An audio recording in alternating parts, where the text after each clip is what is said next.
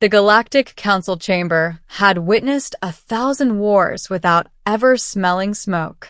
Suspended above the luminous core of the Concorde station, the chamber was a cathedral of glass and gravity fields, where the most powerful species in the galaxy gathered to argue, posture, and decide the fate of lesser civilizations.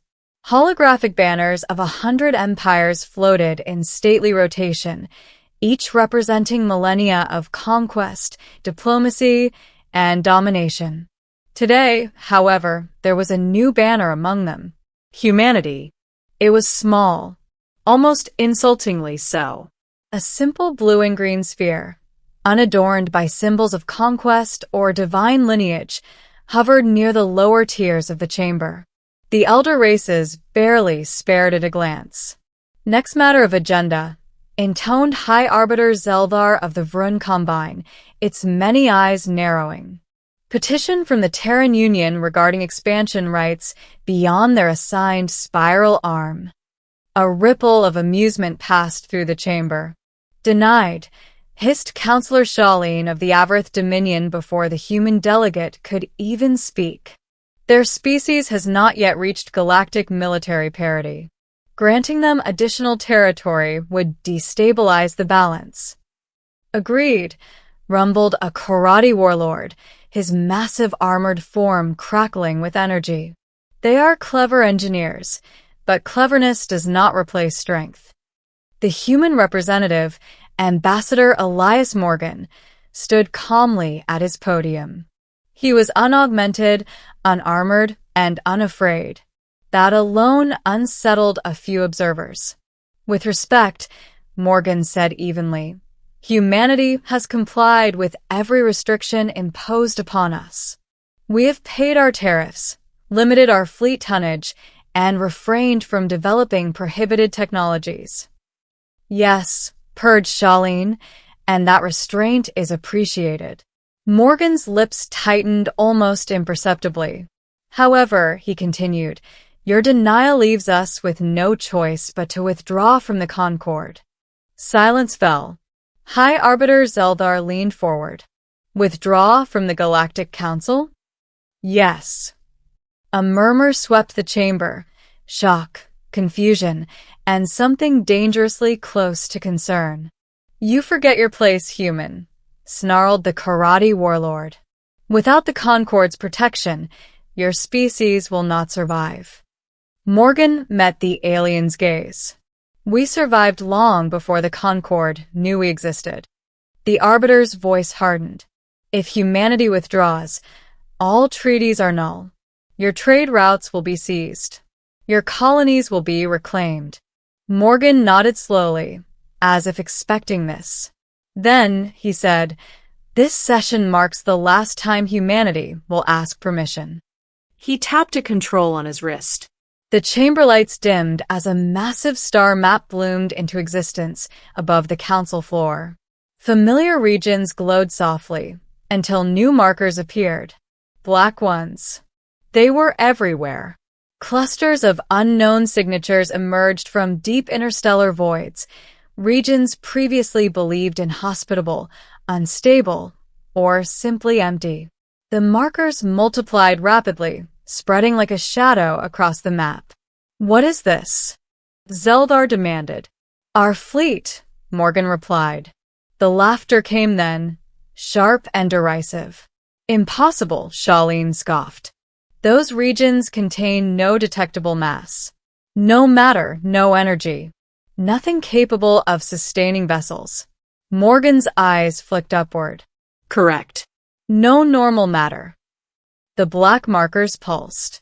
A low-frequency vibration rippled through the chamber as Concorde sensors screamed warnings. Gravity fields fluctuated. Holograms warped. Then space itself seemed to tear. Above the council, reality bent inward, forming vast, lightless apertures. From them emerged silhouettes so massive they eclipsed the stars beyond the station's viewport. Warships. Not of metal or alloy, but of absence. Their hulls drank in light, outlines defined only by the distortion of space around them. Exotic gravitational lenses curved starlight like water around stone. Entire sections of the chamber dimmed, as if something fundamental had been removed from the universe.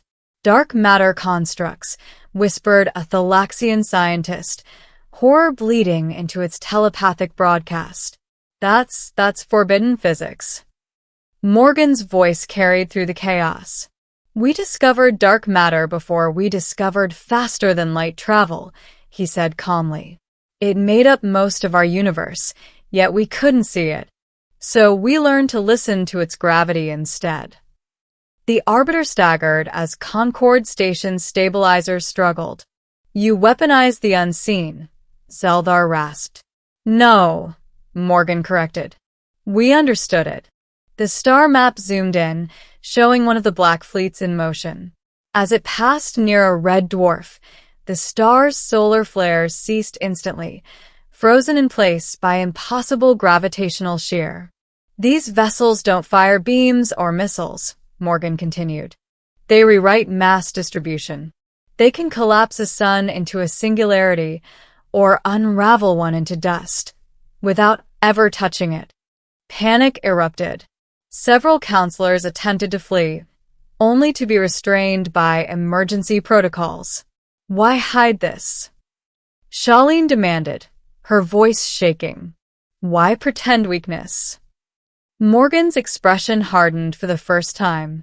Because every species that reached this level before us tried to rule the galaxy with it, he said. And you responded by exterminating them. The chamber fell silent again. You call yourselves guardians, Morgan went on, but your history is a graveyard of civilizations that threatened your monopoly on power. The karate warlord roared. Lies. Morgan gestured, and the map shifted. Ancient battle sites appeared, worlds sterilized, stars shattered, entire regions erased from record. Your own archives, he said softly. We found them. Buried under layers of classified for galactic security. High Arbiter Zeldar's many eyes dimmed. You were never meant to see that, it said. No, Morgan agreed. We were meant to die before we could. The dark matter warships moved closer, their presence pressing against the station like a tide. This is an act of war, Shaleen whispered. No, Morgan replied. This is a declaration of independence. He straightened, voice ringing with quiet certainty. Humanity will expand beyond its spiral arm. We will explore. We will trade. We will defend ourselves. And we will not submit to extinction for the comfort of elder empires. And if we resist, the Arbiter asked.